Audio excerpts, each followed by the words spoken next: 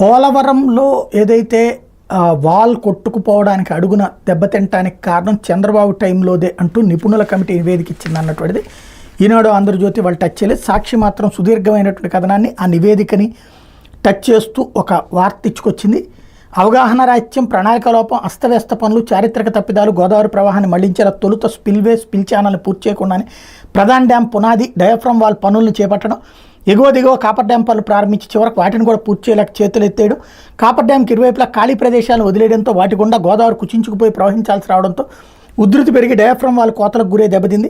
వెరసి జీవనాడి లాంటి ప్రాజెక్టును జీవోత్సవంలో మార్చేశారు. పోలవరంలో సీఎం చంద్రబాబు నిర్వాహకాల మీద మరోసారి తేల్చిన అంతర్జాతీయ నిపుణుల కమిటీ నివేదిక సారాంశం ఇది అన్నటువంటి వార్తని హైలైట్ చేసింది. ఇందులో లోపాలు ఏంటంటే పోలవరం వద్ద భౌగోళిక పరిస్థితుల రీత్యా నదికి ఆవల కుడివైపున స్పిల్వే నిర్మించి ప్రవాహాన్ని మళ్లించి నదికి అడ్డంగా నీటిని నిల్వ చేసే ప్రధాన డ్యాం ఎర్తకమ్ ర్యాక్ఫిల్ డ్యామ్ని నిర్మించేలా సిడబ్ల్యూసీ డిజైన్ ఆమోదించింది.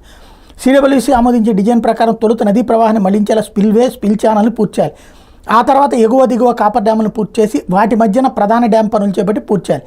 కానీ 2016 డిసెంబర్లో చంద్రబాబు హయాంలో ఒకసారి స్పిల్ ఛానల్, ప్రధాన డ్యాం, డయాఫ్రమ్ వాల్ పనులు ప్రారంభించారని ఒకేసారి ప్రారంభించారని నిపుణుల కమిటీ ఆక్షేపించింది. గోదావరికి అడ్డంగా 2016 డిసెంబర్ నుంచి 2017 జూలై వరకు చైనేజ్ 1485.7 నుంచి 480 మీటర్ల వరకు 1006 మీటర్లు, 2017 డిసెంబర్ నుంచి 2018 జూన్ వరకు చైనేజ్ 480 నుంచి 89 మీటర్ల వరకు 390.6 మీటర్ల పొడవున మొత్తం 1396.6 మీటర్ల మేర ప్రధాన డ్యామ్ గ్యాప్ 2లో డయాఫ్రమ్ వాల్ నిర్మించారని పేర్కొంది. నదీ ప్రవాహాన్ని పూర్తి స్థాయిలో మళ్లించేలా స్పిల్ ఛానల్ని పూర్తి చేయకపోవడంతో 2018లో గోదావరి ప్రవాహాన్ని డయాఫ్రమ్ వాల్ మీదుగా వదిలేశారని నిపుణుల కమిటీ గుర్తు చేసింది. ఆ ప్రభావం డయాఫ్రమ్ వాల్పై పడకుండా ఎలాంటి రక్షణ చర్యలు తీసుకోకపోవడానికి ప్రస్తావించింది. దాంతో డయాఫ్రమ్ వాల్ 4 చోట్ల 485 మీటర్ల పొడవున కోతకు గురై దెబ్బతిందని పునరుద్ఘాటించింది. నాడు చంద్రబాబు సర్కార్ హయాంలో గాడి తప్పిన పోలవరం పనులు 2019 మే 30 అధికారంలోకి వచ్చిన వైఎస్ఆర్సీపీ ప్రభుత్వం చక్కదిద్దిందంటూ ఇంకో పక్కన వాళ్ళ హయాంలో బాగు చేశారన్నటువంటి కోణాన్ని ప్రొజెక్ట్ చేసుకొచ్చారు.